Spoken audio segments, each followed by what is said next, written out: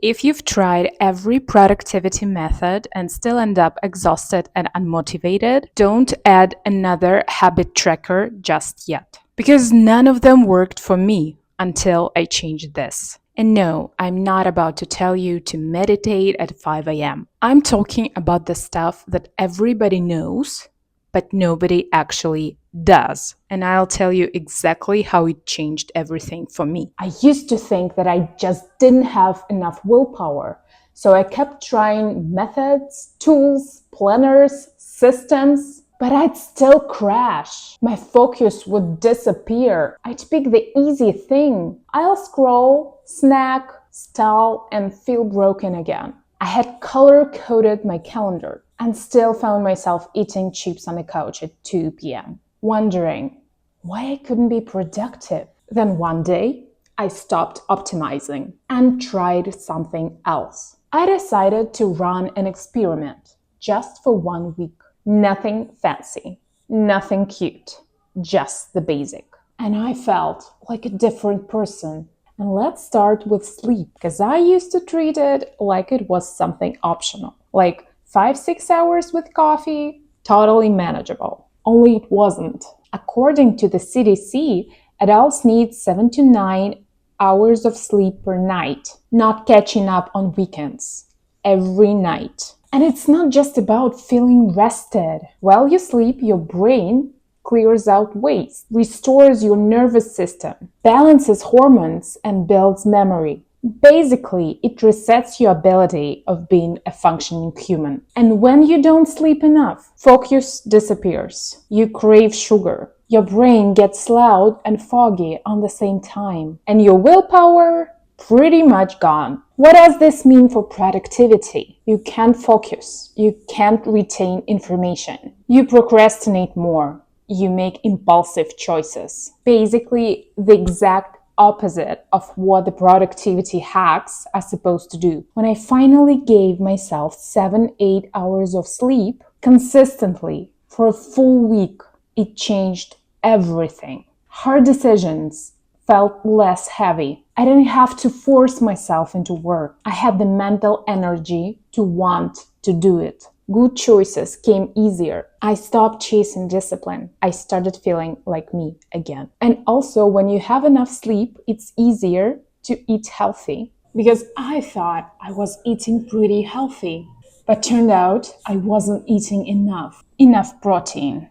Protein isn't just for gym bros. It's the thing that keeps your blood sugar stable, your brain fueled, your appetite regulated, and your cravings in check. Most people undereat protein without even realizing it, especially women. By the way, it's one of the most common deficiencies in our diet. The general recommendation for protein intake is around 0.55 to 0.7 grams per pound of body weight, or 1.2 to 1.6 grams per kilogram. So for someone who weighs 150 pounds, that means aiming for 85 to 105 grams of protein per day. And I started tracking it and realized I was barely hitting 60. And here's what happens when you don't have enough protein. You're never really full. You snack constantly. You keep grabbing a little something. Crackers, granola, chocolate, bites of bread, chips, but never feel satisfied. Then comes the sugar cravings. You get tired, stressed, overwhelmed, and your brain wants a quick fix. Your energy crashes. And again, you procrastinate more. You make impulsive choices. When I added real protein in every meal, eggs, Greek yogurt, lentils, cottage cheese, protein shakes, chicken, everything changed. My sugar cravings, almost gone. The constant urge to snack, gone. I finally felt full, clear, calm, and without any specific diet, I lost over 10 pounds just from eating enough protein. Protein also supports neurotransmitters. You literally think better. More energy, better focus, No more food guilt. Honestly, it felt like I switched off a constant mental background noise. For months, I felt like I was dragging. My energy was low, my brain felt foggy, and I was convinced that it's just my personality. But then I got my blood work done. My ferritin, which is your iron storage marker, was at 21. For context, optimal level is between 40 and 70, and under 30, most people already feel symptoms. Low iron doesn't just make you feel tired. It messes with your brain function, your mood, your concentration, your motivation, everything. Your body literally doesn't have enough oxygen to run your systems. And women, we are especially prone to iron deficiency. Periods, dieting, stress, not eating enough red meat, everything adds up. So I started supplementing iron bisglycinate. It's gentle and absorbable. I also added vitamin D, magnesium, and a B complex, all of which play a huge role in energy, focus, and a nervous system support. And after a few weeks, I didn't just get my energy back. I felt like I got myself back. Heavy mental fog? Gone. Afternoon crashes?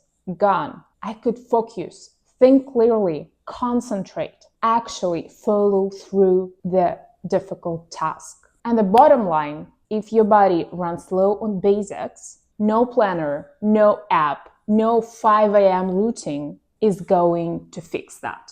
Because it's not about motivation, it's about nutrient restoration. I've always enjoyed walking. It wasn't a punishment for food or some guilt-driven workout. I just liked the quiet, the space, the movement itself. What I didn't realize back then is how much it actually changes your brain chemistry. Movement isn't just about fitness. It's literally how you clean up your mental overload.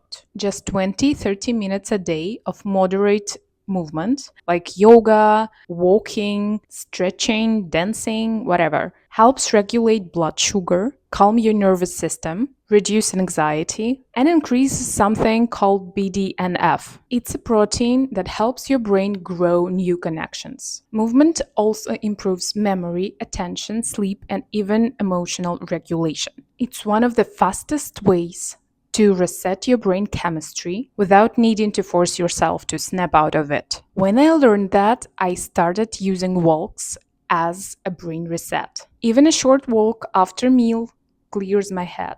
I get back to my desk and actually want to work again. Now, when I feel stuck, foggy, overstimulated, I move. And yeah, the calories burned are a nice bonus. Here is something I used to ignore: my hormones, my internal rhythms. The fact that energy and focus don't feel the same every single day. And I'm not just talking about mood swings. I'm talking about how some days your body literally resists you. You're hungrier, more sensitive, less focused, and no amount of willpower overrides it. For women, it's especially true. Our energy shifts throughout our cycle. Some days I'm made for pushing, and some days are just not. Now, I don't obsess with that, but I do pay attention. I know that in certain phases, I'll need more food, I might need more rest, I might cry over nothing, and instead of fighting it,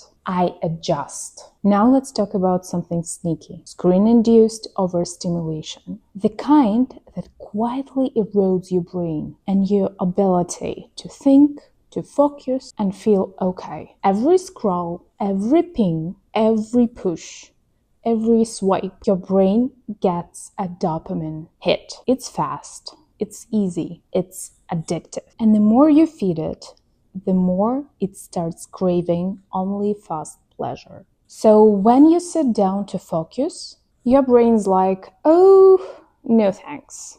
Where's the next reel? Add here blue light from screen at night, and now your sleep gets hits too. Blue light suppresses melatonin, raises cortisol, and messes with your circadian rhythm. You fall asleep later, sleep lighter, and wake up already overstimulated. So the next day, you grab your phone first thing. You feel unfocused, reactive, you can't concentrate for something hard, you feel off, so you snack more or you scroll more, and the cycle repeats. And then the worst part, you blame yourself for being lazy, unproductive, undisciplined, or broken. Now I didn't cut off screens at 9 p.m. and suddenly became a robot with perfect habits. I still use my devices. But what I actually did was to set up the warm light mode on every device after 8 p.m. Almost every phone has it. And I stopped ending my day in a social media scroll hole. Instead, I read or just do something slow without trying to absorb 500 opinions before bed. And my sleep, way deeper. And I fall asleep faster. And I actually rest. Like my system actually shuts down for the night instead of running in the background like a noisy app. And my brain can concentrate again. Here's the part that really blew my mind. Willpower isn't some magical trait you either have or don't. And it's not discipline. It's energy management. Every hard decision you make to get up, to focus, to try something new, to do something harder, to delay gratification, to resist the snack, it costs something. And that something is physical, neurological, biological. You can't keep asking your brain to choose discomfort if you don't give it anything to run on. If your body hasn't slept, hasn't eaten, hasn't moved, hasn't recovered, you're asking your body to lift heavy with no muscle. And your brain will always try to protect you. And when you're under-resourced, it means just one thing: avoid anything hard. That's why you scroll. That's why you ghost your goals. That's why you eat whatever closest. It's not that you are lazy. It's your brain choosing survival over growth. But when my basics were covered, willpower wasn't something I had to force. I could sit with discomfort longer. I could choose the harder thing and not feel like I was dying inside. I stopped feeling like I was broken. I stopped telling myself, you just need to try harder. What I was missing, it wasn't a willpower. It was fuel. And the fact that I couldn't go anywhere shouldn't have surprised me.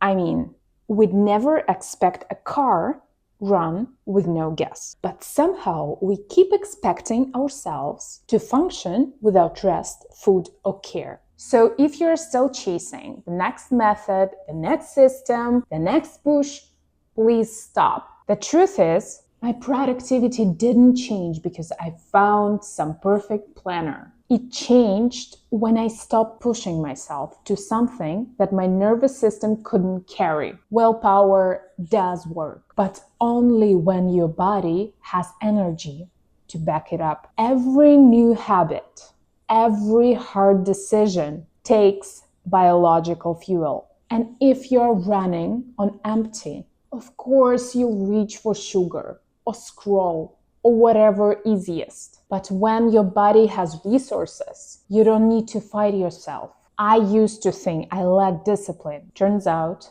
I lacked recovery. Now I know what you're thinking. Everybody knows this stuff. Exactly. We know it. But most of us don't do it consistently. And the truth is, these are not an optional background settings. These are the foundation. And if they're off, nothing else sticks. But I'm asking you to try for 1 week. Just one. Sleep well, eat enough protein, move, supplement what you're low in, block the late night dopamine buffet. Just 1 week.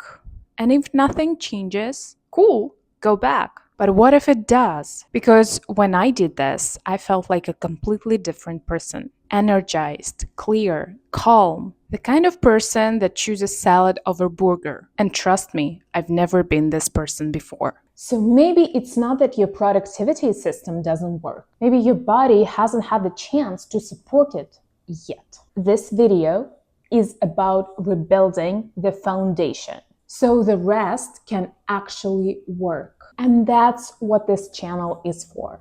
Finding ways to stay productive without burning out and building systems that actually work for you. So please subscribe if you are tired of fixing yourself and ready to start supporting yourself instead. Please hit the like button down below if this video was useful for you. I wish you all the best. Bye!